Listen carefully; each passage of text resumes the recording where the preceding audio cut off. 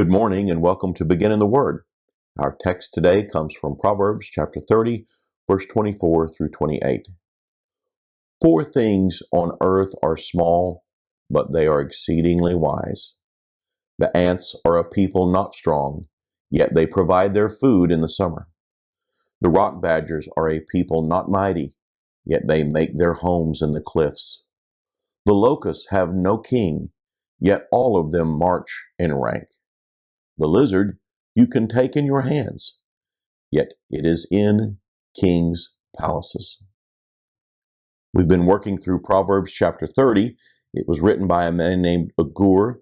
Agur claimed to be a simple man, not a highly intelligent man, yet as we have studied his text, we have found them to be extremely wise and filled with all sorts of insight. It's been a very good study for me personally.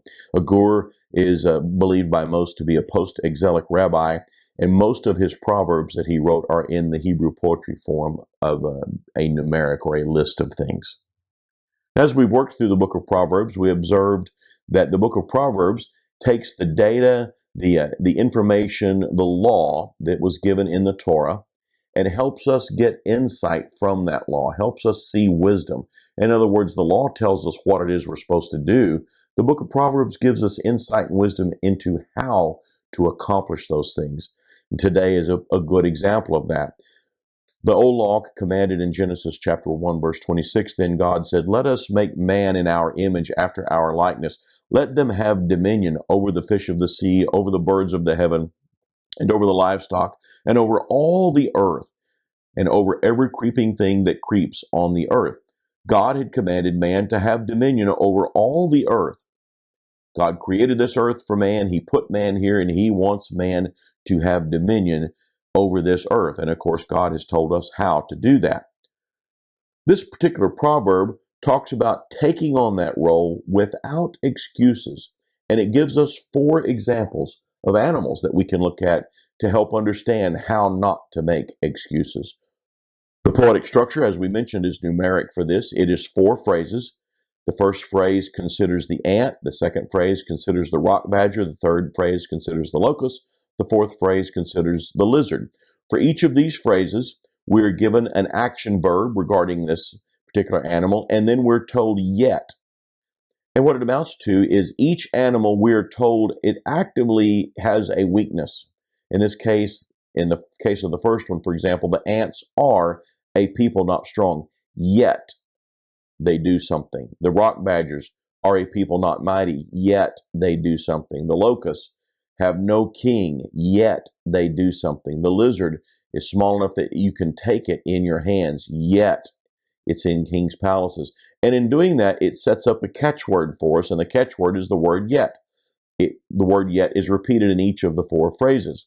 And in so doing, we come to the understanding that this list of four things is not just a list of four things, but it's intended to teach us a greater lesson. In that respect, it is a riddle.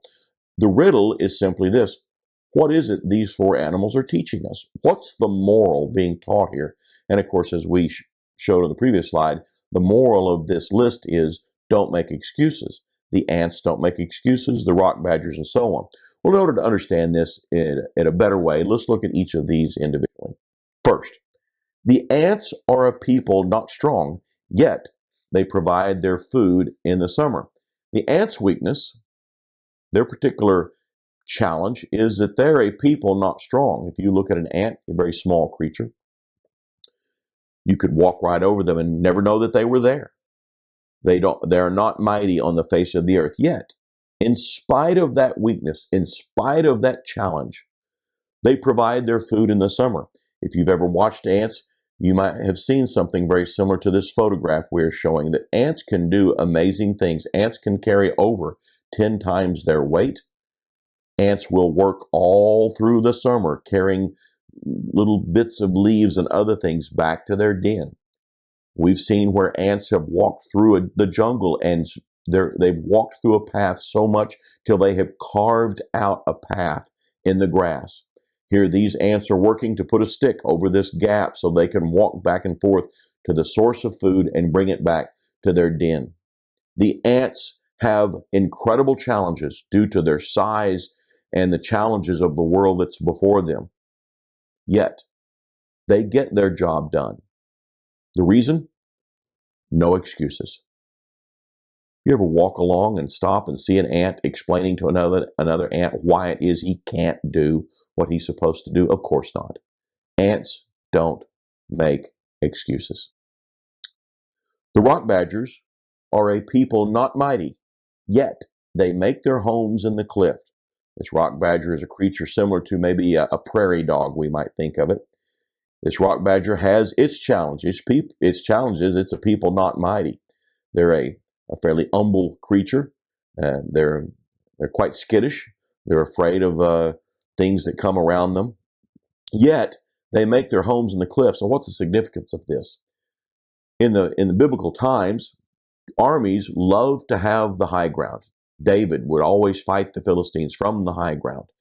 The nation of Israel loved the city of Jerusalem because it was on Mount Zion. It was easy to defend because it was in the high ground. Or it was on the high ground, had a wall around it. Great armies would fight ferociously to gain the high ground.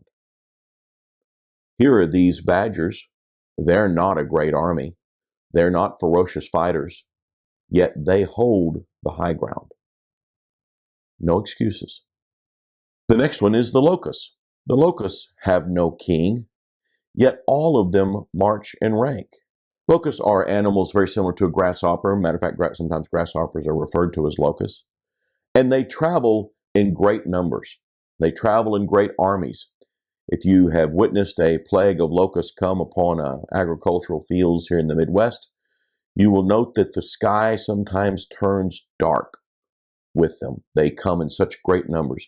Locusts can hit a field of crop of some type and within a day or so eat it so that it is completely gone.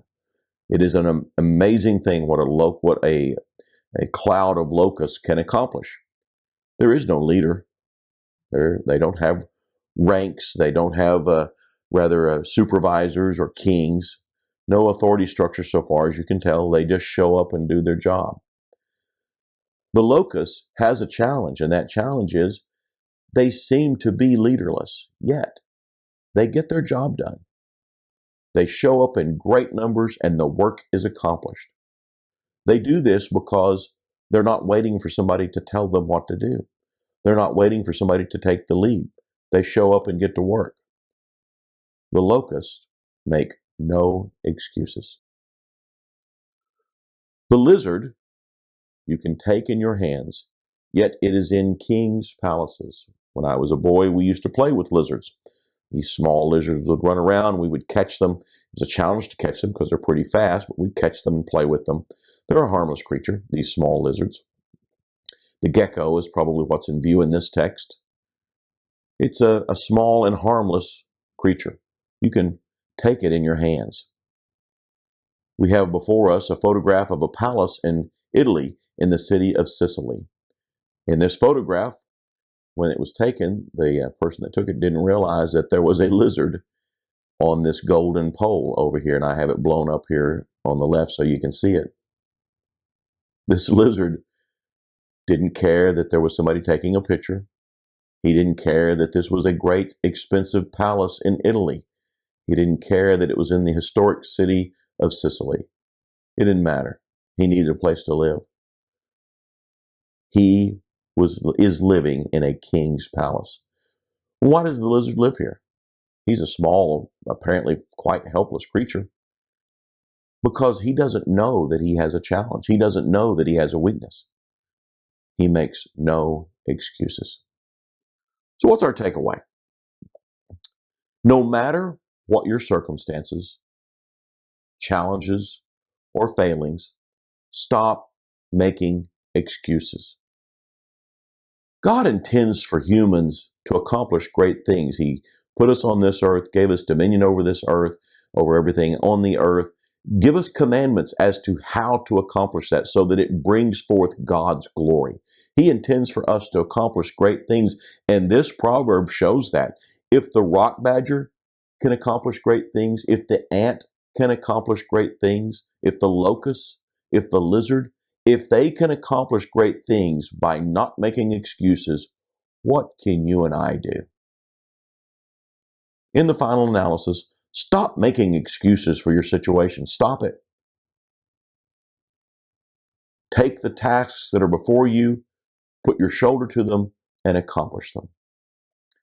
Thanks for joining us today on Beginning the Word. I hope as you have begun today in the Word of God, you will live out today in the Word of God. Thanks for joining us today on Beginning the Word. If this video has been a blessing for you, we invite you to like, comment, or subscribe.